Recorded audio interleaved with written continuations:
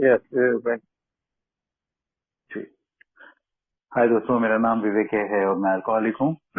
Hi, good evening to all.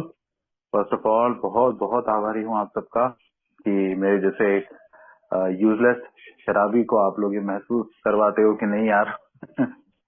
तू अब पहले जैसा यूजलेस नहीं है। तू भी साले कुछ काम आ सकता है ना। अब जाके तो कुछ तो ऐसा है कि तू भी किसी के थोड़ा तो काम आ सकता है ना। ये फीलिंग मेरे अंदर बनी रहती है।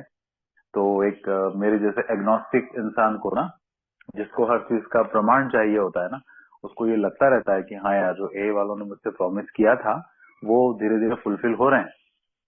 मैं अगर ऐसे ही चलता रहूंगा तो वो फुलफिल होते रहेंगे।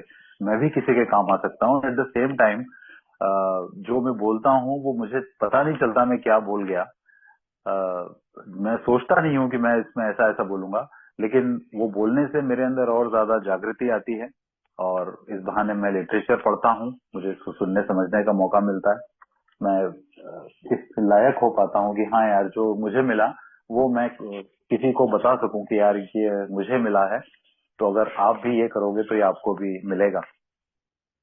और ऐसे ही तो शायद बिग बुक की भी स्टार्टिंग ऐसे ही है ना। वो प्रथम संस्करण का प्रस्तावना जब मैंने पढ़ा तो उसमें लिखा था कि हम पहले कुछ 100 लोग, है ना, उसमें 100 लिखा हुआ है। वास्तव में शायद वो 40 थे, 50 थे, 60 थे, आई डोंट नो। बट फर्क नहीं पड़ता उससे बहुत ज्यादा। उन्होंने लिखा हम शुरुआती जो कुछ 100 लोग थे, हमने जो किया, हम we were those people belong to a hopeless state of mind and body. शरीर और मन की निराशाजनक अवस्था वाले हम शुरुआती कुछ लोग। हमने अपनी स्थिति को ठीक करने के लिए जो किया और हम उसमें सफल हुए। बिकॉज उसने शब्द यूज किया है, वी रिकवर्ड। ओके। तो हम उस शरीर और मन की निराशाजनक स्थिति से उबर के आए, ठीक हुए। इसके लिए हमने जो किया वो हम इस किताब में उतार रहे हैं, है ना। ये लाइन पता नहीं कितनी बार पढ़ी होगी मैंने। लेकिन जैसे मैं रिहैब में था, 2019 में आया। शुरुआत में 90 दिन रिहैब में था। ए के बारे में कुछ पता नहीं था। शराबियत भी कुछ होती है ऐसा भी कुछ पता नहीं था। सिर्फ एक चीज थी कि मैं 24 घंटे शराब पी रहा था, इसलिए पत्नी ने रिहैब में डाल दिया था। वहीं रिहैब के अंदर ही पता पड़ा ए के बारे में। वहीं से पहली बार बिग बुक हाथ में आई। तभी से पता पड़ा कि शराबियत नाम की भी कोई बीमारी होती है। तब से न जाने कितनी बार उस लाइन को पढ़ा था कि हम शुरुआती 100 लोग ये कह रहे हैं कि हम शरीर और मन की निराशाजनक स्थिति से उभरे। और हमने इसके लिए क्या किया वो इस किताब में लिखा है। अगर आप भी उभरना चाहते हैं तो आप भी ये तरीका अपनाइए। लेकिन 3 महीने रिहैब में रहने के बाद में जब मैं बाहर आया, तो मैंने वो नहीं किया जो उस किताब में लिखा था। क्योंकि सबसे पहले तो मैं अपने आप को शराबी ही नहीं मान पा रहा था। हाय, मेरा नाम विवेक है और मैं अल्कोहलिक हूँ, ये कहने में बहुत शर्म आती थी, है ना। तो मुझे लगता था यार, ये क्यों, ये ऐसा ट्रेंड क्यों डाल रखा है इन्होंने, ए वालों ने, इसको बदलना चाहिए।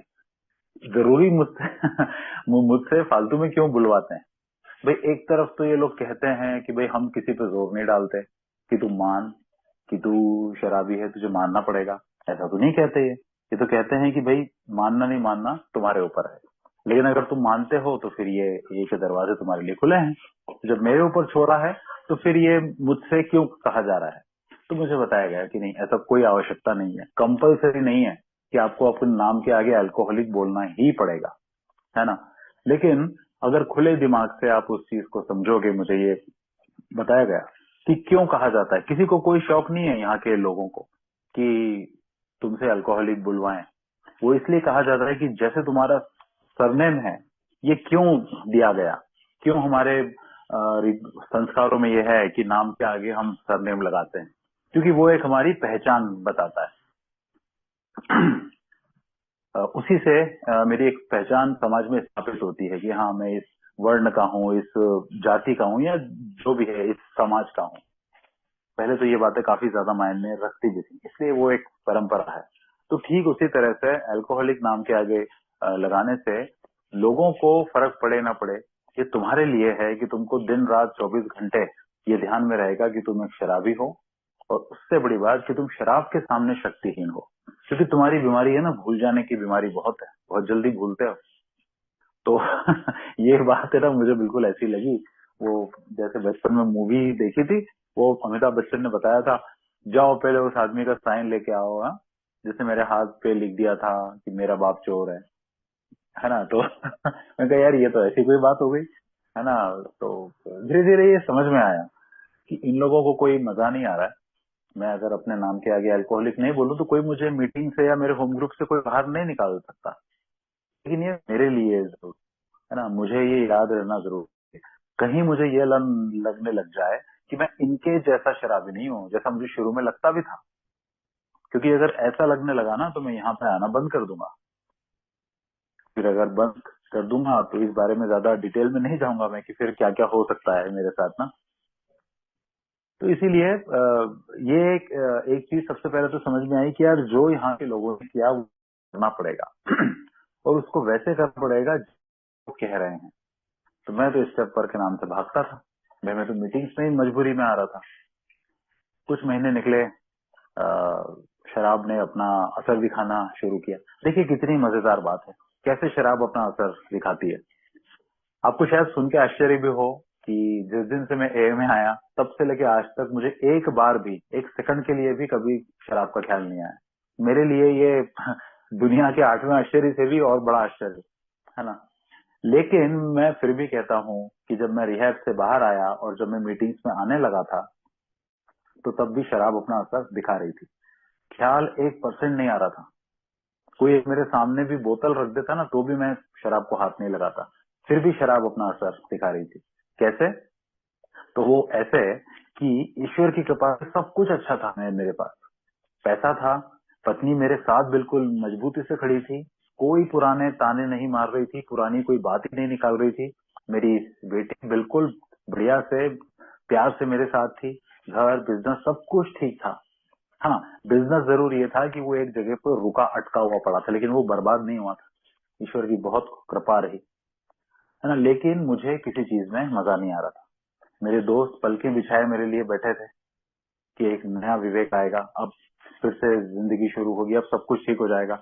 लेकिन मुझे कहीं भी मजा नहीं आता था। इवन मेरे रिश्तेदार भी, उन्होंने भी ये मन में बना रखा था कि इसको ताना नहीं मारना है, कुछ भी नहीं करना है ना। लेकिन मैं कहीं घर में होता था तो लगता था बाहर चला जाऊं, बाहर जाता था तो लगता था बोर हो रहा हूँ, घर में आ जाऊं। ये दरअसल शराब की ही करतूत थी, क्योंकि मेरा दिमाग उसको मिस कर रहा था। शराब तो जीवन से दूर हुई थी, लेकिन एक बहुत खतरनाक खालीपन छोड़ गई थी, और वो खालीपन मुझे शायद खाने को दौड़ता था। तो शराब पीने की इच्छा नहीं आती थी, लेकिन वो शराब अपनी तरफ मुझे खींचने के लिए ये करतूतें कर रही थी। मुझे लग रहा था मुझे तो कोई ख्याल नहीं है शराब का, लेकिन ये भयंकर खतरनाक स्थिति थी। और दोस्तों ऐसी ही एक स्थिति में तकरीबन 4-5 महीने की सोब्रिटी के बाद में मैं स्टेप वर्क में आया। मेरे जो स्पॉन्सर हैं उनसे मेरी जान पहचान पहले से हो गई थी, लेकिन फिर वो उनके कहते रहने के बावजूद भी मैं शुरू नहीं करना चाहता था। और जब बहुत ही मानसिक इतनी बुरी हालत हो गई थी कि कहीं भी मेरा मन नहीं लगता था, खाना खाने तक में मन नहीं लगता था। मैं समझ ही नहीं पा रहा था कि ये होता क्यों है मेरे साथ में। मुझे कभी कभी डर लगता था कि कोई दिमागी बड़ी बीमारी, डिप्रेशन, कुछ ऐसा कुछ नहीं हो जाए यार मुझे, किसी दिन मैं कुछ गलत ना कर दूं किसी के साथ। इतना मुझे तो बोरियत, खालीपन, चिड़चिड़ापन, असंतोष, ये सब हो रहा है ना। और तब जाके जब वो स्टेप वर्क शुरू हुआ ना, वहां से धीरे धीरे, समय काफी लगा। हाँ, ऐसा नहीं है कि स्टेप वर्क शुरू करने से अचानक से सब कुछ ठीक होने लगा। धीरे धीरे ये बातें समझ में आने लगी कि क्यों वो बिग बुक के प्रस्तावना में लिखा हुआ है कि हम शुरुआती लोगों ने जो किया आप भी वो करोगे तो आपको वो मिलेगा जो हमको मिला। तो ये बात ना शुरू शुरू में तो ऐसा लगता था कि अरे तीसरा कदम जब मेरा हुआ था, तो मैं अपने बारे में बताऊं तो मुझे ऐसा लगा था यार अब जाके मुझे ये क्लैरिटी आई है कि मैं शराब के सामने शक्तिहीन हूँ। ठीक है, अब मैं कभी नहीं पीऊंगा, बिल्कुल पक्का हो गया। और अब मुझे कोई अफसोस भी नहीं होगा, कि पहले तो शराब से दूर होने का अफसोस था मेरे अंदर कि अरे यार क्या है ये, है ना, ऐसा मैंने क्या पाप। लेकिन तीसरे कदम के बाद में अलग ही टाइप का उत्साह था। 5वां कदम जब स्पॉन्सर हुआ तो मुझे ऐसा कुछ भी नहीं लगा कि मैं आसमान में उड़ रहा हूँ और खुला पक्षी हो गया हूँ और ये हो गया हूँ, है ना। तो वहाँ ऐसा कुछ नहीं हुआ। उनको पूछा मैंने कि सब तो कहते हैं ऐसे पक्षी वक्षी जैसी फीलिंग आती है, आजाद उड़ रहे हैं हवा में। उन्होंने बोला ऐसा कुछ नहीं होता है, जिसको होता है उसको होता है। लेकिन तुम और मैं इतनी बातें कर चुके हैं कि तुम अपनी करीब करीब सारी इन्वेंट्री मुझे चौथा कदम लिखने के पहले ही सुना चुके हो बहुत कुछ, इसलिए अभी तुमको उतना कुछ खास नहीं हो रहा है, क्योंकि इस सब पर के पहले हमारी काफी बातें हो चुकी थी एक दूसरे के साथ। बहरहाल, तो मैं कहना ही चाहता हूँ कि ये एक दिन में नहीं हो गया, या फिर एक महीने में भी नहीं हुआ, बल्कि मैं कहूँ ये एक साल में भी नहीं हो गया। इससे पर तो मेरा पूरा हो गया था एक बार के लिए, लेकिन तब तक भी ये ऐसा नहीं हुआ कि मुझे गुस्सा आना बंद हो गया है ना, वो तो आज भी नहीं हुआ। मैं ये भी नहीं कह सकता कि नहीं, आज की तारीख में मेरी पत्नी के अलावा किसी की तरफ बिल्कुल मैं सबकी तरफ बहन की नजर से देख रहा हूँ, नहीं, फ्रेंकली ऐसा भी नहीं हुआ। मैं मेरी पत्नी को भी खुल के ये बोल सकता हूँ, इसमें मुझे कोई संकोच नहीं है, बहुत अच्छी दोस्त है वो मेरी, है ना। मैं बिल्कुल ये भी नहीं कह सकता कि मेरा लालच पूरी तरह से खत्म हो गया है। मैं ये भी नहीं कह सकता कि मेरी काम चोरी, काम को टालने की आदत, ये मेरी पूरी खत्म हो गई है। लेकिन जो मेरे अंदर खत्म हो गया है, वो चीजें खत्म हो गई है जो शुरुआती लोगों ने लिखी थी, जिस चीज के लिए मैं बड़े संतोष से, गर्व से नहीं, हाँ, मुझे कोई गर्व या घमंड नहीं है, लेकिन बड़े संतोष से और खुशी से मैं कह सकता हूँ कि यार मैं मन और शरीर निराशाजनक अवस्था से बाहर आ चुका। आई कैन से कि यस यार, myself Vivek alcoholic and I am recovered from the hopeless state of mind and body। क्योंकि जिस समय मैं ए में आया था ना, शरीर तो खैर ठीक है ही सही, शरीर की तो हालत खराब थी ही सही, लेकिन मानसिकता भी बहुत ज्यादा खराब थी। अब मानसिकता का मतलब ना सिर्फ ये नहीं था कि मेरे दिमाग में शराब शराब शराब भरी हुई है, सिर्फ वो ही बात है, ऐसी नहीं थी भाई। चौथा कदम लिखने के बाद में तो मुझे समझ में आया कि ये जो चरित्र दोष हैं, ये तो शराब को जब मैंने हाथ लगाया था, मैं 26 साल का था जब पहली बार शराब पी थी, तो ये तो मेरे में उसके पहले से भी था ये चरित्र दोष। ये कोई शराब की वजह से आ गए हो ऐसा थोड़ी ना हुआ है। और ये जब पहली बार शराब पी, उसके बाद में ये बढ़ते चले गए। बल्कि मैं तो ये भी कहूंगा कि इनके बढ़ने में मैं ये शराब को दोष नहीं दे सकता हूँ कि ये शराब के कारण बढ़े हैं।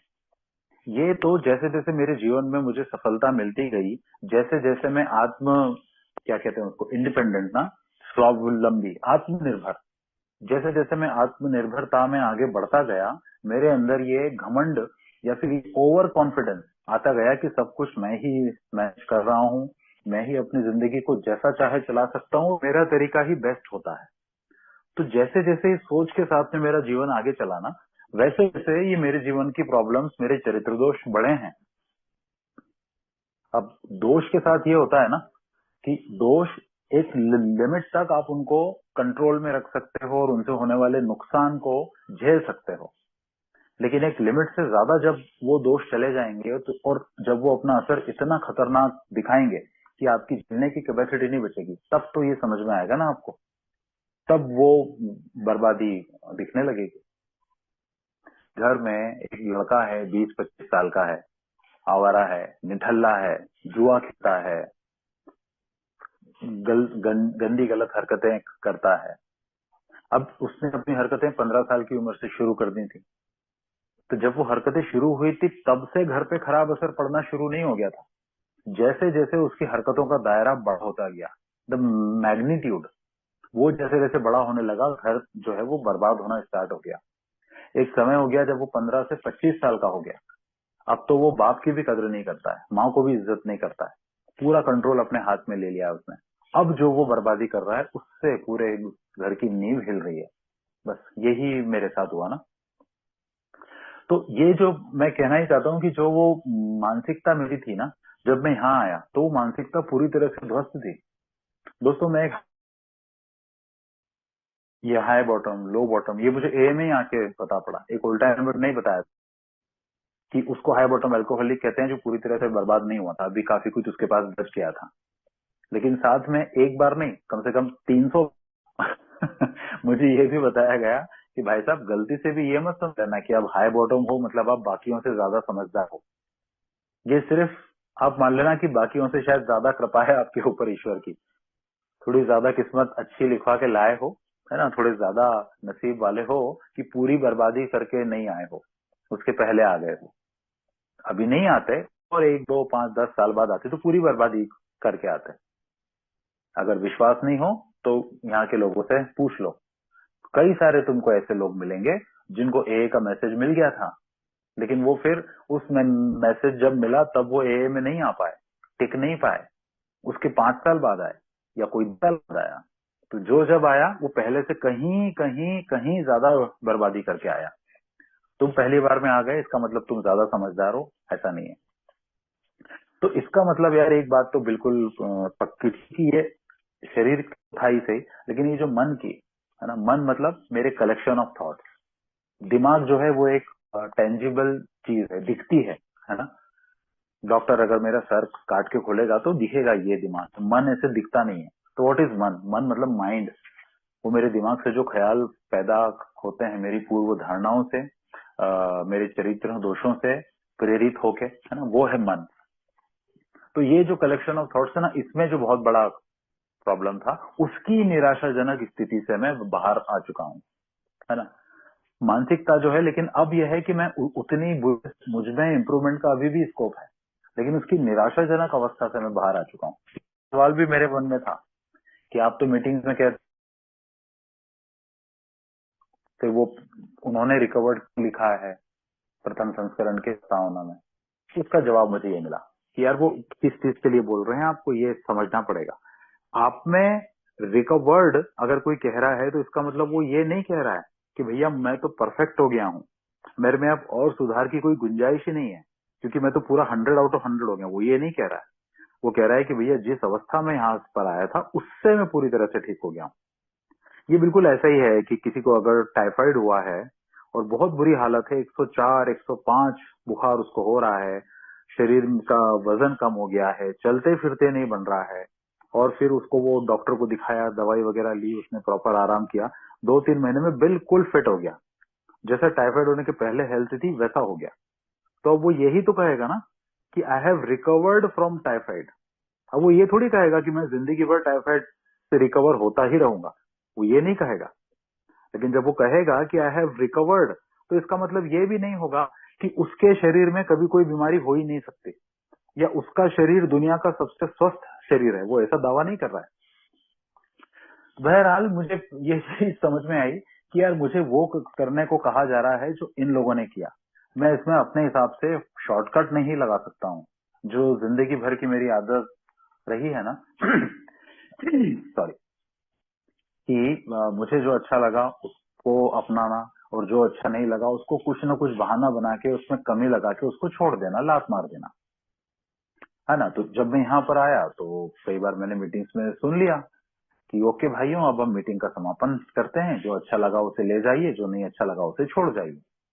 अब बेचारे वो मीटिंग चेयरमैन ने इसलिए कहा था कि भाई लेट गो करना सीखिए, वो शायद अप्रत्यक्ष रूप से ये कह रहा था, क्योंकि मेरे जैसे शराबियों का है ना, मीटिंग में अगर 15 लोग बैठे, 15 में से 14 ने मेरे काम की बात बोली है, और एक ने अगर मुझे कोई चुपती हुई बात बोल दी है, मुझे भले ही वो जानता भी नहीं है, तो मैं वो उसी की शेयरिंग को पकड़ूंगा और उसको उस पर अपनी सारी खुन्नस निकालूंगा। तो इसलिए मुझसे कहा कि भाई चीजों को लेट गो करिए। तो मैंने क्या किया कि जो मुझे अच्छा लगा, मतलब मुझे तो चाहिए था शॉर्टकट, तो मैं वो शॉर्टकट अपनाए जा रहा हूँ। अरे ठीक है ना, ये कदमों की बात बोल रहे हैं, बोलने दो बोलने दो।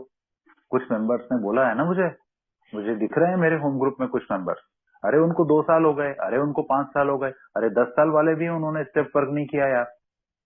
बढ़िया, वो रोज आते हैं, वो बताते हैं कि दिन में कम से कम 25-30 बार वो प्रार्थना करते हैं, और सर्विस में, अरे सर्विस में तो गजब आ गए हैं, पत्नी बच्चा काम सबको छोड़ के वो सबसे पहले एक की सर्विस करते हैं।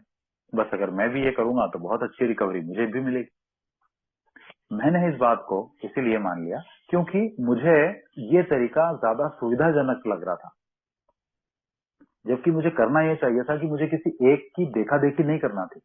ए is not about personality, A is about principle. तो मुझे एक जगह नहीं, बेबुक में कई जगहों पर, भतेरी जगहों पर यह बताया गया कि ये कदम आपके लिए मैंडेटरी हैं, मतलब जिसको कहते हैं ना अनिवार्य हैं, इनके बिना काम नहीं चलेगा। तो जैसे जैसे ना, अब इस चीज को समझने के लिए एक खुले मन की आवश्यकता थी, है ना। आप अच्छी से अच्छी चीज कोई मेरे सामने रख दीजिए, वो भगवत गीता में लिखा हुआ है, कर्मण्येवाधिकारस्ते मा फलेषु कदाचन। मेरे घर में मम्मी बहुत ज्यादा पढ़ा करती थी हजारों बार वो श्लोक सुना है, वो शायद गीता का सबसे फेमस श्लोक है। कोई गाड़ी वाड़ियों पे भी लिखा रहता है, रेस्टोरेंट में, दुकानों के काउंटर्स पे भी लिखा रहता है। मैं शुरू से मानता था क्या बेवकूफी है यार, कर्म किए जा, फल की चिंता मत कर। अरे फल की चिंता नहीं करूंगा तो काम काहे को करूंगा भाई? क्यों नहीं करूंगा फल की चिंता? ए में आया, दिमाग को दिमाग खुला नहीं था, लेकिन फिर भी दिमाग को खोल के उसको समझने की कोशिश की किसी के कहने पर। तब समझ में आया कि वो ये कह रहा है कि तू कर्म किए जा और फल की चिंता मत कर। का ये मतलब है कि फल का दावा मत कर कि मुझे तो इतना चाहिए ही, या मुझे इस पर्टिकुलर समय पे इतना चाहिए ही। क्योंकि अगर वो तुझे नहीं मिला तो फिर आगे से तू ठीक से अपना कर्म नहीं कर पाएगा। तेरे एफर्ट्स कम हो जाएंगे, या तेरे एफर्ट्स गलत डायरेक्शन में चले जाएंगे। तू शॉर्टकट मारने वाला या तू गलत तरीकों में चला जाएगा। तो तेरे हाथ में सिर्फ कर्म करना है, फल कितना मिलेगा वो एक उच्च शक्ति के हाथ में है। तो जो तेरे हाथ में ही नहीं है, अगर उसके ऊपर दिमाग लगाएगा तो तू अपना 100% एफर्ट भी नहीं दे पाएगा। ये उस श्लोक का मतलब था। तो ये समझना बहुत जरूरी था मुझे कि यार ये ओपन माइंडेडनेस ऐसा नहीं है कि कोई मूर्ख गधा जाहिल हूं मैं, पर ये ओपन माइंडेडनेस मेरे अंदर नहीं है ना। तो जहां पर बिग बुक में लिखा हुआ है कि here is the suggested program, आज का टॉपिक ही हमारा, ये हमारे द्वारा सुझाए गए कुछ कदम निम्नलिखित हैं। तो उसको मेरे जैसा एक बंद दिमाग का शराबी ना उसको ये समझ के ले लेता है कि ये तो सुझाया हुआ है, ये कहाँ लिखा है कि ये आपको कंपलसरी करना पड़ेगा। तो जब उसको समझने के लिए गया ना तो कई सारी बातें पता चली कि यार ऐसा उस समय पर इसलिए किया गया था क्योंकि ए के जो को फाउंडर्स थे, बिल डब्ल्यू और डॉक्टर बॉब, ये भी और बिग बुक जब लिखी जा रही थी तब कुछ और भी कई ए मेंबर्स थे, ये किसी भी हालत में ये नहीं चाहते थे कि ए को कभी किसी धार्मिकता से जोड़ के कोई देखे, चाहे क्रिश्चियनिटी हो, जुडाइज्म हो, हिंदुइज्म हो, इस्लाम हो, कोई भी हो, किसी धर्म से जोड़ के इसको न देखा जाए। और अगर आप अपनी किताब में ये लिखते हैं कि ये तो करना ही पड़ेगा आपको, ये तो कंपलसरी है, तो फिर वो कहीं ना कहीं धार्मिक किताबों की तरह हो जाएगा। लोग उसको उस तरह से देखने लगेंगे कि अरे ये कुछ लोग आ गए हैं, शायद ये कोई एक नया धर्म पैदा कर रहे हैं। अरे ये हो कौन, ये लोग हो कौन गए, कौन से धर्म के ये उपदेशक हैं, मठाधीश हैं जो हमको ऐसा आदेश दे रहे हैं कि आपको तो ऐसा करना ही पड़ेगा। तो इसीलिए वो जो लैंग्वेज है, बिल डब्ल्यू साहब ने ना चाहते हुए भी दिल पे पत्थर रख के वहां पे वर्ड यूज किया था, सजेस्टेड। वो चाहते नहीं थे ये करना। हालांकि उसके बाद के आर्टिकल्स में ये भी पढ़ने को मिलता है कि बाद में उन लोगों को ये भी लगा कि यार वो जो सजेस्टेड वर्ड था, सजेस्टेड वर्ड यूज करने का फायदा ये हुआ कि ए में काफी ज्यादा लोग आए।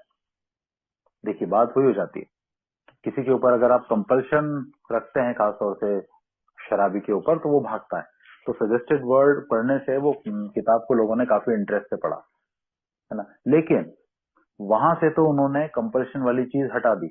हमारे द्वारा सुझाए गए कुछ कदम निम्नलिखित, यहाँ पे तो सुझाए गए लिख दिया, लेकिन उसकी भरपाई, ये जो मन पे पत्थर रख के उन्होंने सजेस्टेड या सुझाए गए शब्द लिखा था, इसकी भरपाई उन्होंने दूसरी कई जगह पे की। जैसे कि देखें, अगर हम तो एक जगह लिखा है कि हमने शायद ही किसी ऐसे व्यक्ति को देखा होगा, जो हम प्रियम्बल में पढ़ते हैं ना, हमने शायद ही किसी ऐसे व्यक्ति को देखा होगा जो हमारे कदमों पर चलकर असफल रहा हो।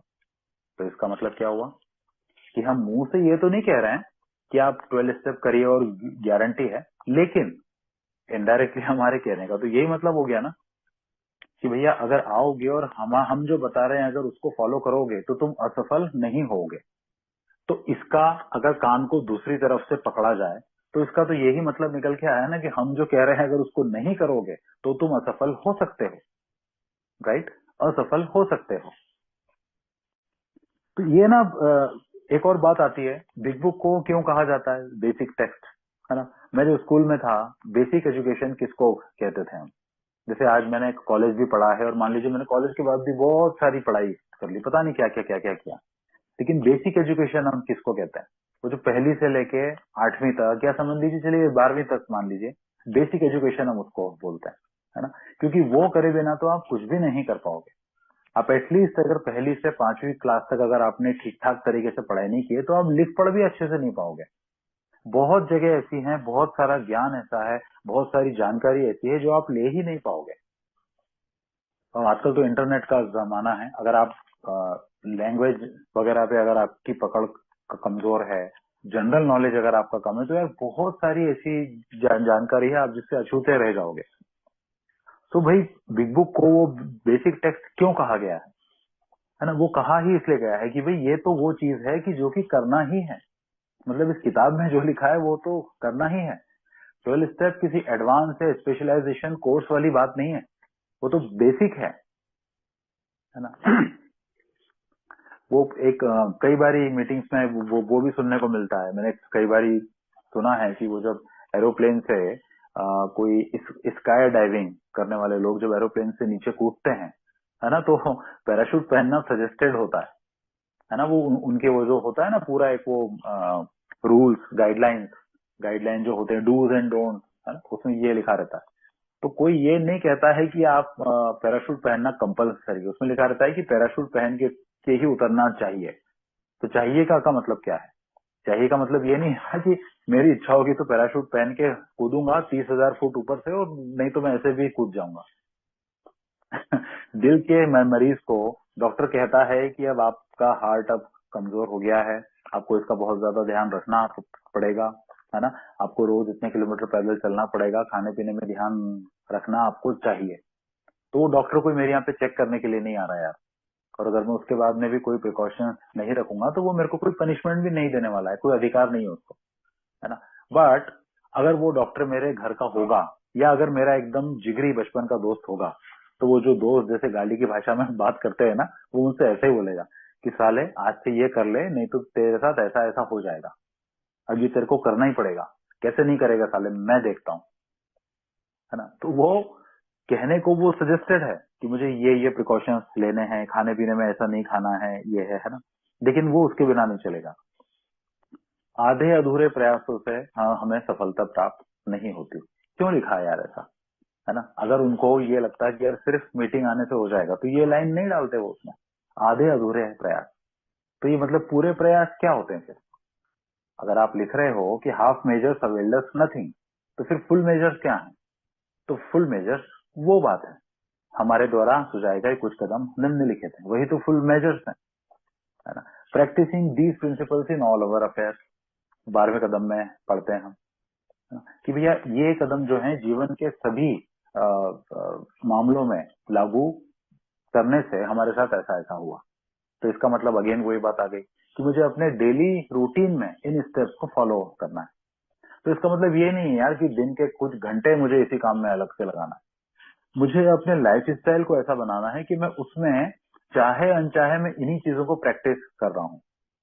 जैसे मैं बड़ों का आदर करता हूँ, तो कोई ये थोड़ी ना है कि रोज मैं अपने रिश्तेदारों को जो मुझसे उम्र में बड़े, रोज उनको फोन, सबको मासा चाचा काका मामा, रोज उनको फोन लगा के जय जय जय जय करता हूँ, धोख दूं प्रणाम, ये थोड़ी ना है।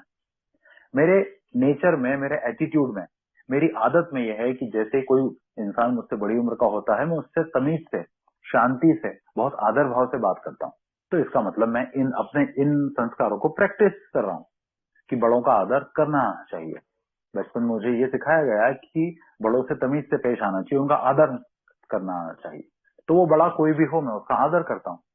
अब मेरे को ये ध्यान भी नहीं आता कि यार मैं अपने वो संस्कार नंबर 6 जो मुझे बचपन में सिखाया था माँ बाप ने, मैं उसका पालन कर रहा हूँ। नहीं, वो मेरी आदत में आ गया है, वो मेरी लाइफ स्टाइल बन चुका है ना। तो ऐसे ही वो एक जो 12 कदम है वो मेरी लाइफ स्टाइल बन जाते हैं। पर वो तब बनते हैं जब मैं कोई स्पॉन्सर लेके उनके ऊपर काम करना शुरू करता हूँ। एक और चीज बड़ी अच्छी बिग बुक में पढ़ने को मिलती है कि भाई हिंदी का मुझे एग्जैक्टली नहीं मालूम है, वो इंग्लिश में कुछ ऐसा है, it is easy to let up on the spiritual program of action rest on our laurel, है ना। कि भाई इन ये जो आध्यात्मिक कार्यक्रम है इसको ऐसे छोड़ देना, है ना, और जितनी हमारी सोब्राइटी अभी जितने महीने साल की हो गई है उसको देख के आराम से पड़े रहना कि अरे ठीक है ना, है ना, ये बड़ा करने में बड़ा आसान है हमारे लिए, लोग बड़ी आसानी से ये कर लेंगे, है ना। किसी आध्यात्मिक ये जो एक्शन वाला, है ना, जो एक्शन लेने वाला ये जो आध्यात्मिक कार्यक्रम है इसको छोड़ के आराम से पड़े रहना बहुत आसान है। लेकिन अगर हम इसे we are headed for a trouble because alcohol is a subtle foe, लेकिन अगर हम ऐसा करते हैं तो हम बहुत मुसीबत में पड़ जाएंगे, क्योंकि शराब जो है ना वो एक बहुत ही माइक्रो, मतलब एक सूक्ष्म शत्रु है ना। हम शराब से दूर हुए हैं, शराबियत से दूर नहीं हुए हैं। और फिर वो लाइन वो मेरी पर्सनली बड़ी फेवरेट है ना, कि जो हमारे पास में है What we have is a daily reprieve contingent on the maintenance of our spiritual condition. जो हमारे पास में है वो सिर्फ एक दिन के हिसाब से मिली हुई राहत है, जो इस बात पर निर्भर करती है कि हम अपनी आध्यात्मिक स्थिति का रखरखाव कैसे करते हैं। और यार एक बड़ी सिंपल सी बात है कि आप अपनी आध्यात्मिक स्थिति का रखरखाव सिर्फ मीटिंग जाके तो बिल्कुल नहीं कर पाएंगे। अपनी आध्यात्मिक स्थिति का रखरखाव तो आपको सिद्धांतों का पालन करने के पहले उनको समझने, अपने अंदर झांकने और फिर उनको अपने जीवन के हर क्षेत्र में लागू करके ही कर पाएंगे। उसके बिना तो नहीं कर सकते, है ना। तो इसीलिए कहा गया कि मीटिंग्स जाके आप एक्टिव अल्कोहलिज्म से बच सकते हो। मीटिंग्स मेरे लिए एसेंशियल है, वो मेरे लिए लाइफलाइन है, लेकिन इसका मतलब ये तो नहीं है ना कि लाइफलाइन है तो मैं खाली वो उतने में मेरा काम चलेगा। नहीं यार, तलवार की धार तलवार मेरे ऊपर लटकती रहेगी। ये वो रिकवरी नहीं होगी जो मुझे एए ने प्रॉमिस की थी। ये तो फिर ऐसी बात हो जाएगी कि मैं पहले शराब पर निर्भर था, अब मैं मीटिंग्स पर निर्भर हो गया हूँ। मैंने कई लोगों को शेयरिंग करते हुए सुना है। ये मैं किसी घमंड से या किसी को क्रिटिसाइज करने के लिए नहीं कह रहा हूँ, लेकिन मेरा सिर्फ कहना ही है कि ए इस तरह की रिकवरी प्रॉमिस नहीं करता कि कोई ए मेंबर मीटिंग में आके ये कहे कि अरे मैं 4 दिन मीटिंग से दूर था और मैं तो ऊंचा नीचा हो गया, मेरे दिमाग में परेशानी आ गई, मेरे दिमाग में शराब का ख्याल आ गया, मैं असंतुष्ट, चिड़चिड़ा और बेचैन हो गया। हाँ, ये चीजें किसी नए सदस्य के अंदर हो सकती हैं, बिल्कुल हो सकती हैं। शुरुआत के कुछ हफ्ते, शुरुआत के कुछ महीने या शायद साल, जब तक वो स्टेप वर्क में नहीं आया है एक्टिवली, जब तक उसको स्पॉन्सर नहीं मिले हैं, उसने काम चालू नहीं किया है, तब तक उसका पूरा डिपेंडेंस मीटिंग पे हो सकता है। 12 and 12 में भी बड़ी खूबसूरती से लिखा, आप चाहें तो अपने होम ग्रुप के मेंबर्स या फिर अपने किसी को भी आप उच्च शक्ति बना सकते हैं। अपने ग्रुप को, मीटिंग प्लेस को या अपने होम ग्रुप के मेंबर्स को आप उच्च शक्ति मान सकते हैं temporarily. The word is temporarily, मतलब अस्थायी रूप से, है ना। Because no human power could cure us of alcoholism. कोई मानवीय शक्ति हमको इससे नहीं बचा सकती। तो यार मेरे होम ग्रुप के लोग भी आखिर में तो मानव ही है ना। मुझे जो दूसरा जीवन मिला है इसमें उनका बहुत बड़ा हाथ है, लेकिन मैं पूरी तरह से उनके ऊपर ही निर्भर होकर नहीं रह सकता।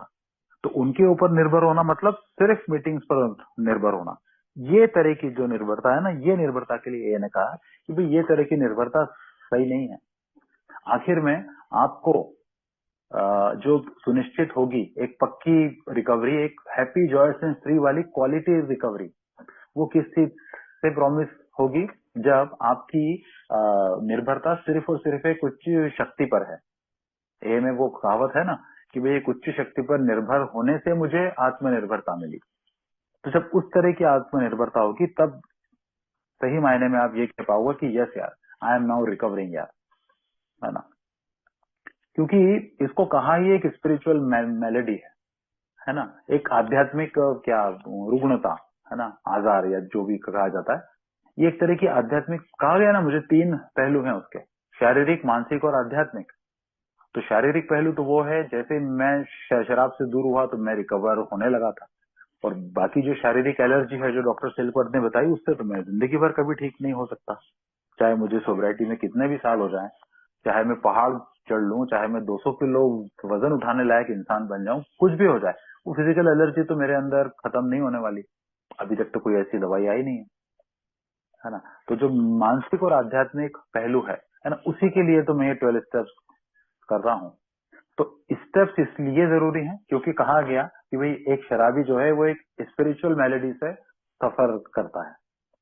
तो बड़ा अच्छा कहा गया है कि the real problem of an alcoholic centres in his mind rather than body. Real problem मतलब वो ये नहीं कह रहे हैं कि शरीर में कोई प्रॉब्लम है ही नहीं, वो तो है, बिल्कुल है। साथ में ये भी लिखा हुआ है कि no description would be complete which doesn't talk about the physical aspect. कि भाई शारीरिक एलर्जी की अगर बात नहीं कर रहे हो तो आप शराबी का संपूर्ण चित्रण वर्णन नहीं कर सकते, लेकिन असली समस्या जो है वो दिमाग में रहेगी। और ये चीज तो बिल्कुल 100% मेरे साथ है। ए में आने के पहले यार बहुत बार, पता नहीं सैकड़ों बार शराब से मैं दूर हुआ, कभी 2 दिन, कभी 10 दिन, कभी 15 दिन, कभी 12 दिन, लेकिन यही हुआ ना कि क्रेविंग कभी नहीं आई। शुरू में 2-3 दिन वो विड्रॉल्स आना, भयंकर बुरी हालत होना, वो हुआ। उसके बाद में क्रेविंग खत्म हो गई, अच्छे से खाना पीना चालू, नींद वगैरह भी ठीक आने लगती थी, है ना। बट वो वही बात है, मन तो बच्चा है जी, प्रॉब्लम तो उसकी थी ना। तो वो बिल्कुल सही कहा गया कि the real problem of an alcoholic centres in the mind which can be taken care only through a spiritual experience, ये कहा गया। यही कार्ल जंग ने भी कहा था, और यही फिर उसके बाद में डॉक्टर स्टिलफोर्थ ने भी बोला। बिल साहब ने उसको बोला, साहब मुझे कुछ हुआ, कुछ अजीब सा हुआ, है ना, वो जब उनको व्हाइट लाइट दिखी थी हॉस्पिटल में, तो उसके बाद उन्होंने डॉक्टर सिल्कवर्थ को बोला कि मुझे कुछ ऐसा हुआ। तो उन्होंने बोला, बिल मुझे नहीं पता कि तुमको क्या हुआ, लेकिन ये जो भी है अच्छा है, कीप इट अप। और इसी के लिए फिर डॉक्टर सिल्कवर्थ ने भी ये लिखा, है ना, कि भाई वो असली समस्या उसके दिमाग में होती है, इसलिए उसके साथ में ऐसा कुछ जरूरी है। और देखिए ये भी बात है कि बिग बुक जो है वो लिखी गई 1939 में, है ना। तो बिग बुक के वर्ड्स को आप पढ़िए तो उसमें भाषा बहुत ज्यादा विनम्र है ना। कहीं पर भी ऐसा नहीं लगता कि बहुत ही बिल्कुल हंटर मार टाइप की लैंग्वेज है, या बहुत ही बिल्कुल ऐसे कहा जा रहा है कि आपकी ऐसी की तैसी हो जाएगी एंड ऑल, ओके। लेकिन वहीं अगर आप 12 एंड 12 पढ़ते हो तो उसमें, जबकि लिखने वाला दोनों को एक ही है, बिल डब्ल्यू साहब, है ना, लेकिन दोनों में लैंग्वेज में काफी अंतर आता है, क्योंकि दोनों के लिखने में 10-12 साल का अंतर था। तो 12 एंड 12 में अगर आप ट्रेडिशन 9, 9वीं परंपरा के बारे में पढ़ते हो, तो उसमें उसने साफ साफ ये लिखा हुआ है कि भाई जो भी अल्कोहलिक ये 12 स्टेप्स पे काम नहीं करता है, 12 कदमों के कार्यक्रम को नहीं लेता है, वो अपने डेथ वारंट पे साइन कर रहा होता है। मतलब इतनी खतरनाक भाषा, है ना। ये ऐसे ही नहीं आ गई, कि ऐसा नहीं है कि सालो तुम काम ही नहीं कर रहे हो, लो अब मैं उठा के ये लिख देता हूँ। नहीं यार, वो 1939 के बाद में देखा उन्होंने कि भाई बहुत सारे लोग हैं जो सिर्फ मीटिंग मीटिंग मीटिंग चल रहा है, और वो रियल कार्यक्रम पे काम नहीं हो पा रहा है। तब जाके उन्होंने ये लिखा कि वो शायद से लोगों को ये समझ में आए कि इसका कारण क्या है। वो 9वीं परंपरा में ये चीज है कि भाई हम ऑर्गेनाइज नहीं होते, हम बहुत ज्यादा सिस्टमेटिक, है ना। ये मैनेजिंग डायरेक्टर है, ये डायरेक्टर है, ये असिस्टेंट मैनेजर है, ये फलाना, ये इस तरह से सिस्टमेटिक नहीं चलते। तो उसके लिए उन्होंने लिखा है कि भाई हमारे यहाँ पे सिस्टमेटिक चलने की जरूरत भी नहीं होती। आदमी यहाँ पे इन स्पिरिचुअल स्टेप्स को फॉलो करता है क्योंकि उसको पता होता है कि अगर वो स्पिरिचुअल स्टेप्स को फॉलो नहीं करेगा तो इनडायरेक्टली अपने डेथ वारंट पे साइन करेगा। ये वो उसमें कहना चाह रहे हैं, इसलिए यहाँ पर आदमी इन स्पिरिचुअल स्पिरिचुअल स्टेप्स को फॉलो कर ही लेता है, ये वो कहना चाह रहे हैं। चौथा कदम जब मेरा हुआ था ना, तो था ना कि जैसे पहले मुझे हमेशा ये लगता था कि भाई मैं फलाना काम क्यों करूं, मैं ये फलाना काम क्यों करूं, है ना। मैं अपनी जिंदगी को अपने हिसाब से जीऊंगा। चौथे कदम में एक बड़ी इंटरेस्टिंग बात आती है जो मुझे बहुत अच्छी लगती है, मैं शेयर करता हूँ। कि जब मुझे बताया गया कि भाई आप ये जो 3 कॉलम लिखते हो, खासतौर से खुन्नस की इन्वेंट्री में, कि भाई वो नाम किससे खुन्नस है ना, और उससे आपके अंदर क्या प्रभावित हुआ। ये आपसे तीनों इसलिए नहीं लिखवाया जा रहा है कि वो आपका स्पॉन्सर जो है वो कोई मूवी का डायरेक्टर है, कल को वो आपके ऊपर कोई बायोपिक बनाएगा, है ना, या उसके पास इतना फालतू टाइम है कि आपकी ये फालतू सुनेगा। भाई हम तो इंटरेस्टेड हैं, सॉरी, वो स्पॉन्सर तो इंटरेस्टेड था आपके अंदर ये एहसास जागृत करने के लिए कि आप कहाँ तक जिम्मेदार थे उन चीजों के लिए जो आपकी लाइफ में घटित हुई, जो आपकी इच्छा के बगैर आपकी लाइफ में घटित हुई, जो आपके लिए सुखप्रद नहीं थी, जो आपके लिए अच्छे अनुभव नहीं थे। तो इसीलिए ना उस इन्वेंट्री में वो चौथा कॉलम था, किसने किसके कारण मुझे खुन्नस थी, उसका नाम, उसने मेरे साथ क्या किया, कॉलम नंबर 2, उससे मेरे अंदर क्या प्रभावित हुआ, कॉलम नंबर 3, और कॉलम नंबर 4 कि मैं कहाँ इसको कैसे रोक सकता था। कक्षा 11वीं में था जब टीचर ने पूरी क्लास के सामने, लड़कियों के सामने मुझे बेइज्जत किया क्योंकि मैं क्लास में च्युइंगम खा रहा था। तो टीचर को मुझे इतना भी बेइज्जत नहीं करना चाहिए था। आधे घंटे तक उसने लेक्चर सुनाया, 7 दिन तक मुझे क्लास से सस्पेंड किया। इतना करने की क्या जरूरत थी यार। तो वहां पर चौथा कॉलम आता है कि मैं अगर च्युइंगम नहीं खाता तो क्या चला जाता, मेरा 30-40 मिनट का पीरियड होता था, उसके बाद खा लेता, है ना, लेकिन मैं ये नहीं देख पाता हूँ। तो मेरी जिम्मेदारियों को मानना, मेरी गलतियों को मानना, है ना, ओनिंग माई लाइबिलिटी, है ना, उनके लिए जिम्मेदारी लेना कि हाँ यार मैं जिम्मेदार हूँ, मुझसे ये गलती हुई थी और इनको सुधारने का ही काम मेरा ही है। ये मैं आगे से अगर मैं नहीं करूंगा तो फिर ऐसा नहीं होगा, है ना। ये समझ में आना ना, ये समझ में आना सिर्फ स्टेप वर्क से ही हो पाता है। ये मेरा व्यक्तिगत अनुभव है, मैंने ये देखा भी है। मीटिंग्स में आने से ये होता है कि अक्सर मैं लेट गो सिर्फ इसलिए करता हूँ कि अरे यार वो मैं ज्यादा बोलता हूँ ना कहीं पे तो मगजमारी में पड़ जाता हूँ। अरे यार पत्नी अगर कुछ कचकच कर रही है तो यार अपन चुप रह जाओ तो घर में शांति रह जाएगी। अरे यार बच्चे बड़े हो रहे हैं, उनकी बात का अगर विरोध करते हैं ना तो घर में अशांति हो जाती है, तो यार मैं चुप रह जाता हूँ, मुझे तो शांति ही चाहिए। इससे प्रॉब्लम ये हो जाती है कि मुझे ये लगने लग जाता है कि मैं सबसे महान हूँ। देखो घर में शांति दूत हूँ मैं, मेरे कारण ही घर में शांति है। पत्नी तो कहाँ चुप रहती है, पूरी बहस करती है। बच्चे संस्कार तो भूल ही गए हैं, मैं छोटा था कितना संस्कारी था, ये तो जरा सी भी बाप की सुनते नहीं, ये मुंह जोरी करते हैं। चुप सिर्फ मैं ही रहता हूँ। वाह वाह, क्या गजब की रिकवरी है मेरी। क्योंकि मैं स्टेप पर तो कर ही नहीं रहा हूँ, मुझे लग रहा है मैं त्याग की प्रतिमूर्ति हो चुका हूँ। सबसे ज्यादा त्याग अपने घर में मैं ही कर रहा हूँ। और ये चीज ना, ये क्योंकि मेरे साथ प्रैक्टिकली हुई है, मैं इसलिए इस चीज को बड़े कॉन्फिडेंस से बोल सकता हूँ। और ये चीज ना मेरे को ये बताती है कि विवेक सबसे अच्छा तू ही है, ये दोनों तो बाकी लोग तो बेकार हैं। और कहीं ना कहीं ये मुझे बहुत सेल्फ पिटी में ले जाती है, आत्मदया में, कि देख तूने थोड़ी शराब क्या पी ली, तेरी अब ऐसी हालत है। अब सारा महात्मा गांधी बनने का ठिकरा तेरे सर पे फूट रहा है, तेरे को ही बस वो बिल्कुल बनना पड़ेगा रामचंद्र, है ना, बाकी तो जिसकी जो इच्छा होगी वो करेगा। तो ये भी मेरे अंदर का एक फॉल्स ईगो ही है ना, ये भी एक आत्म केंद्रितता ही है। क्योंकि मैं ये नहीं देख पाता कि गलतियां मैं आज भी कर रहा हूँ, अपनी वाली चलाने का काम मैं आज भी करता हूँ, सेल्फ सेंटर्ड मैं आज भी हो जाता हूँ, वो मुझे पता ही नहीं चलता। क्योंकि मैं अपनी आध्यात्मिक स्थिति का रखरखाव कर ही नहीं पा रहा हूँ। शराब जो मेरी जिंदगी से गई है, उसने जो वो खालीपन छोड़ा है, वैक्यूम, ये वो खालीपन है जो मुझे मेरे अंदर बार बार इस तरह की भावनाएं लेके आता है। दिमाग को मैंने दूसरे आनंद की आपूर्ति की ही नहीं है। जो खालीपन शराब छोड़ गई थी, उसको भरने का काम जो आध्यात्मिक आनंद से होना था, वो तो काम मैंने किया ही नहीं। मैं तो बस डेली वो डिस्प्रिन की गोली खा रहा हूँ सरदर्द के लिए। मैंने कभी ये देखने की कोशिश ही नहीं की कि ये सरदर्द क्यों होता है यार। क्या मेरी आंखें कमजोर हो गई इसलिए तो सरदर्द है, या फिर क्या मेरा डाइजेस्टिव सिस्टम खराब है इसलिए सर दर्द है, या फिर यार कहीं ऐसा तो नहीं है कि साला ब्रेन ट्यूमर टाइप की कोई गंभीर चीज हो गई इसलिए रोज सर दुखता है। मैं बस वो पेन किलर खाए जा रहा हूँ, अपना काम चलाए जा रहा हूँ। ये हैबिट मेरे अंदर इतनी इनडेप्थ होती चली जाती है ना कि एक समय के बाद में मुझे भी ऐसा भ्रम होने लग जाता है कि मैं बिल्कुल ठीक हूँ। बहुत अच्छे से इसको इसके लिए लिखा गया है, टू स्टेपिंग, टू स्टेपर्स, पहला कदम करना और 12वां कदम करना। क्योंकि वो लगता है ऐसा ही यार, मैंने खुद ने भी एग्जैक्टली ये किया था। अब वो पहला कदम तो मैंने किया क्या था, वो तो अपने आप ही हो गया था। मतलब it was something like that कि भाई मेरे अंदर ही ईगो भरा पड़ा था कि विवेक अभी साल 2 साल तो शराब नहीं पीनी है, क्योंकि अपने को सबको दिखाना है, बहुत बेइज्जती हो चुकी है शराब के कारण। हालांकि वो मेरे सोचने से मैं शराब से दूर नहीं हो जाता हूँ। मीटिंग्स में मैं जा रहा था इसलिए मुझे शराब पीने का ख्याल नहीं आ रहा था, और आज भी इसीलिए नहीं आता है ख्याल, क्योंकि मीटिंग्स में डेली जाता हूँ, अपने ऊपर काम करने की कोशिश करता हूँ जितना बन पड़ता है ना। तो मुझे भी यही हुआ था कि वो शराब का कोई ख्याल नहीं आ रहा था, तो मैंने कहा तो पहला कदम हो गया।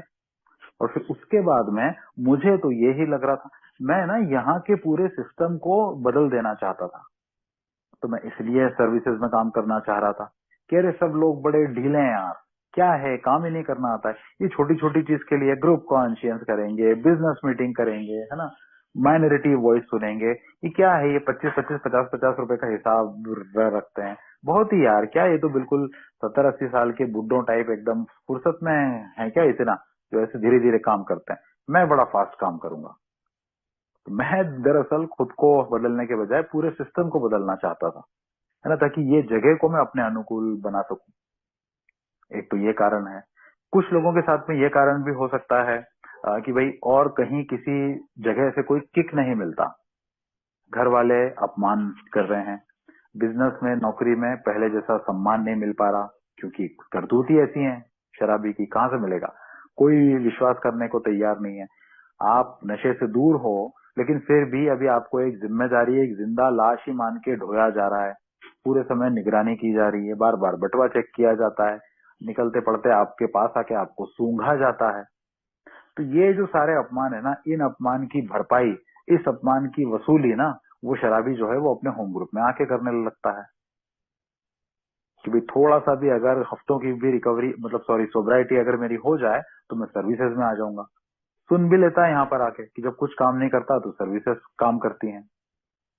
उस लाइन का एग्जैक्ट मतलब क्या था ये वो शराबी समझ ही नहीं पाता, क्योंकि वो कभी आध्यात्मिक रूप से विकसित होने का मौका ही नहीं मिला उसको कि उसका मीनिंग क्या है। उसका मीनिंग दरअसल यह है कि आप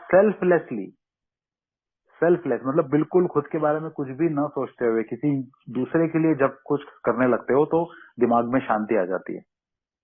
लेकिन वो सर्विस वाले स्टेप को 12वें कदम पे ही क्यों रखा बिल डब्ल्यू ने? क्योंकि किसी के लिए निस्वार्थ भाव से काम करने वाले तो नॉन अल्कोहलिक भी ढेर सारे हैं। वो भोंगा बजाते हैं सड़कों पे लाउड स्पीकर, फ्री में लंगड़ हो रहा है, सामूहिक विवाह हो रहे हैं, दान दिए जा रहे हैं। लेकिन वहां मेरे को समझ में आता है कि यार साले ये जो सामाजिक लोग है ना, ये खुद की तारीफ बटोरने के लिए ये काम करते हैं। या नेता जो गरीबों के लिए स्कीम लेके आता है वो अपने पद को पक्का करने के लिए कि अगला चुनाव भी वही जीत जाए, वो इसलिए करता है। तो बस इसीलिए वो बिल डब्ल्यू ने 12वें कदम को 12वें नंबर पर रखा कि कहीं मेरे साथ भी ऐसा ही नहीं हो जाए। मैं दूसरे पीड़ित शराबियों की हेल्प कर रहा हूँ इसीलिए कि वो जब 6 महीने का या 1 साल का टोकन ले तो आके मेरा नाम ले कि ये भाई साहब है, शुरू में इन्होंने मेरी बहुत हेल्प की। मैं यूं अपने होम ग्रुप की मीटिंग में जाऊं नहीं जाऊं, लेकिन किसी का ग्रेटिट्यूड डे जब मैं जरूर जाऊं कि अरे यार आज तो बहुत सारे लोगों का नाम लेगा, उसमें मेरा भी एक नाम हो सकता है, मैंने भी उसको बहुत हेल्प की। तो ये चीज तो उल्टा मेरे अंदर आध्यात्मिकता लाना तो दूर, अगर मेरे अंदर कुछ बची खुची खुरचन वाली आध्यात्मिकता बची है, ये उसको भी खत्म कर देगी। ये सुनिश्चित करेगी कि मेरा आध्यात्मिक पतन हो जाए पूरा, क्योंकि मैं 2 स्टेपर बन गया हूँ, पहला कदम और 12वां कदम, है ना। इसीलिए उसमें लिखा इन कदमों के परिणाम स्वरूप आई आध्यात्मिक जागृति। कितनी सही बात लिखी है कि इन कदमों के परिणाम स्वरूप, यानी वो स्ट्रिक्टली बोल रहे हैं कि भाई साहब पहले ये करो। और अगर आपको ये लगता है, ये मैं अपने मन से नहीं कह रहा हूँ, लिटरेचर से जो भावार्थ निकल के आ रहा है मैं सिर्फ उसको बोल रहा हूँ। और अगर आपको ये लगता है कि भाई ए में सर्विस करने वाले पहले ही कम हैं, कैसे होगा, है ना, तो आप किसी की ओल्ड टाइमर्स की, अनुभवी लोगों के गाइडेंस में करो, ताकि आपके अंदर कहीं सर्विस से निकलने वाला ईगो ना अंदर आके बैठ जाए कि मैं ही ये संभाल रहा हूँ, है ना। और ये इसका मुझे खुद अनुभव है ना। मेरे पास में होम ग्रुप की मीटिंग जहाँ हो रही है उसकी चाबी है, तो जब अगर वो मीटिंग रूम की चाबी मेरे पास है तो जाहिर सी बात है मुझे 7 बजे के थोड़ा पहले जाना पड़ेगा, है ना। तो मेरे दिमाग में ऐसा ही आने लग जाता है, देखा आज अगर मैं ये रूम नहीं खोलूंगा तो ये कितने बेवड़े हैं, कहाँ बैठेंगे, बैठना पड़ेगा इनको बाहर। इनका रूम में बैठना भी मैं तय कर रहा हूँ, मतलब ये मुझ पर निर्भर है। ये चीज एक अलग ही तरह का किक देती है। वो कॉफी जो है वो पहले कहीं और से आती थी, कॉफी लेने का काम वो मुझे मिला कि भैया आज से तुम कॉफी लेके आया करो। मैंने घर आके पत्नी को बोला जरा सा भी दूध में पानी नहीं होना चाहिए, बिल्कुल शानदार। और अगर गाय का दूध आता है तो साला भैंस का दूध लाओ, अब ऐसी गाढ़ी कॉफी बनाओ, महंगी से महंगी कॉफी लाके बनाओ, लगना चाहिए कि अब मैं कॉफी लेके जा रहा हूँ, क्योंकि उसमें किक मिलता है। अब बताइए, तो फिर ये सर्विस कहाँ से मेरी आध्यात्मिकता को इम्प्रूव करेगी ना, क्योंकि मैंने कदम नंबर 2 से लेके 11 तक लिए ही नहीं है, मैं तो भागता हूँ उनसे। और जितना इस तरीके पे चल के अगर मैं सोब्राइटी को मेंटेन कर पाता हूँ, उतना ये भ्रम, ये गलतफहमी मेरे अंदर और ज्यादा गहराई से बैठते चली जाती है कि मुझे स्टेप पर की कोई आवश्यकता नहीं है। अभी एक जगह पर स्पीकर शेयरिंग हो रही थी, वहां पे स्पीकर के मुंह से एक बहुत ही गजब की लाइन निकली यार, मैंने बड़ा उसको बिल्कुल अपने अंदर नोट करके रख लिया।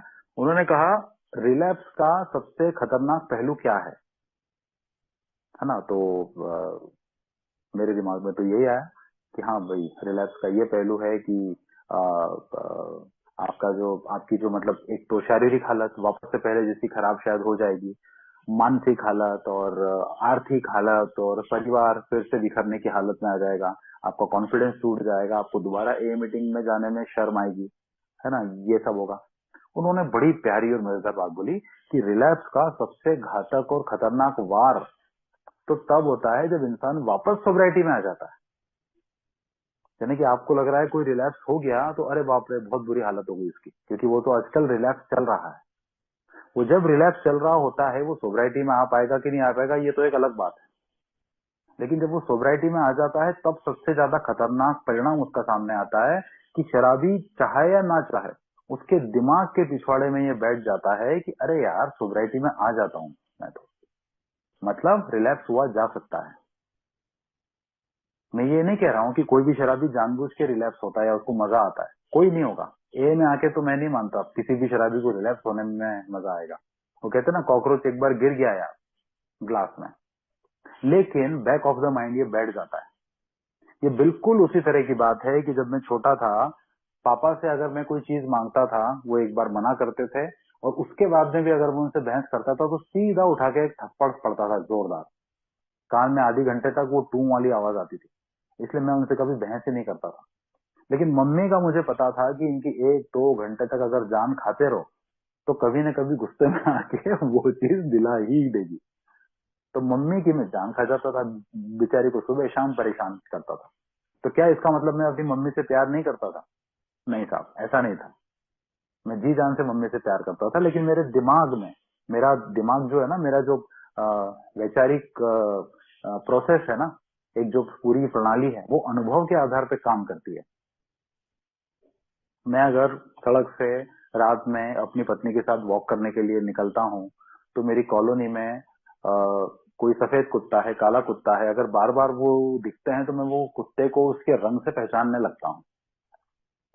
मेरे दिमाग को याद हो जाता है कि यार वो काला कुत्ता जो है ना, वो अगर मैं उसकी तरफ देखता हूँ तो वो ज्यादा भौंकता है, और वो जो सफेद कुत्ता है अगर मैं थोड़ा उसको चमकाता हूँ तो वो भाग जाता है। तो मैं अगली बार से वही करता हूँ जो करने से मेरे को जल्दी से उनसे मुक्ति मिलेगी, राहत मिलेगी, है ना। तो क्योंकि मेरा दिमाग जो है वो शराब के आनंद को भूलने वाला तो है नहीं मरते दम तक, इसलिए वो रिलैप्स के बाद में इस संकेत को पकड़ लेता है कि हाँ यार तू आ तो जाता है वापस एक रिलैप्स के बाद, है ना। तो ये चीज को भी मुझे उनकी, जो मैं बोल रहा हूँ कि उनके मुंह से ये बात निकली, उसके लिए भी मुझे ये समझ में आया कि ठीक है 12 स्टेप्स के बाद में कहीं बिग बुक में ये नहीं लिखा कि ये गारंटी है कि फिर उसके बाद तो आप कभी रिलैप्स ही नहीं होगे। लेकिन हाँ व्यवहारिक रूप से भी ये देखने में आता है, रिलैप्स तो हम लोग रोज सुनते हैं, किसी वो रिलैप्स हो गया, ये हो गया, ऐसा हो गया। लेकिन हाँ जनरली सामान्य तौर पे ऐसा कम ही लोगों का सुनने में आता है जिन्होंने 12 स्टेप्स किए, जो उसका पालन कर रहे थे, उनका रिलैप्स हुआ, ऐसा सुनने में आता है, मेरे भी आया है। लेकिन हाँ ये भी बात है कि जिनका मुझे सुनने में आया उनसे जब बात हुई, जब खुल के उन्होंने अपनी शेयरिंग में बताया तो उन्होंने खुद ये होके बताया कि यार हम कोसों दूर हो गए थे 12 कदमों से, हमने स्पॉन्सर के साथ में किए तो थे लेकिन हम फिर उनका पालन ही नहीं कर रहे थे, हम उनको लिटरली भूल चुके थे, है ना। तब वहां पर फिर वो लाइन याद आती है कि it is a daily reprieve, ये एक दिन के हिसाब से मिली हुई राहत है जो इस बात पर निर्भर करती है कि यार मैं अपनी आध्यात्मिक स्थिति का रख रखाव कैसे करता हूँ। But last but not the least, ये सीखने के लिए मुझे स्टेप वर्क करना पड़ेगा यार। सच में मैं ये नहीं कह सकता कि हाँ मैं सोचूंगा देखूंगा, है ना। ये जो वो 1960 के दौर में कुछ रिहैब वालों ने वो जो 90 डेज वाला स्लोगन है उसको तोड़ मरोड़ के ऐसा बना दिया कि आज तक भी उसका गलत अर्थ निकल रहा है।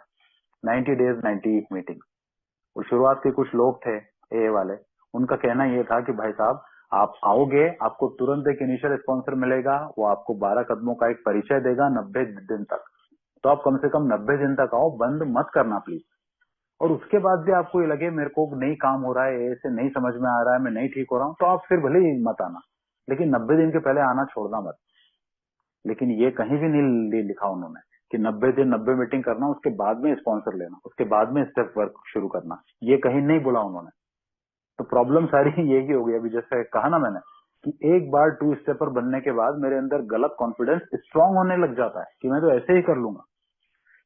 तो ऐसे ही वो 90 डेज 90 मीटिंग के बाद वो शराबी जो है ना, वो उस फेज में आने लग जाता है कि अरे यार ये इतना हो हल्ला क्यों है, सब ठीक तो चल रहा है, कहाँ कोई गड़बड़ आ रही है, शराब का तो ख्याल ही नहीं आ रहा है, कितने बड़े बड़े घटनाएं हो गई, कुछ कुछ कुछ कुछ हुआ, मैं रोज मीटिंग जा रहा हूँ, शेयरिंग कर रहा हूँ अच्छे से, कभी कभी बात कर लेता हूँ लोगों से, कोई वो नहीं आ रहा, सर्विसेज में हूँ, है ना। तो ये नहीं यार, ये जो मतलब ये जो एसेंशियल टूल्स हैं, यही वो टूल्स हैं जो मेरे लिए ये रिकवरी सुनिश्चित कर सकते हैं, if I want to be stable, और अगर मैं हैप्पी, जॉयस और फ्री रहना चाहता हूँ तो। Well, thank you. समय भी लगभग हो चुका है, तो थैंक यू। बहुत बहुत आप सब लोगों का आभार कि आपने मुझे बोलने का मौका दिया। थैंक यू संदीप भाई, थैंक्स अ लॉट।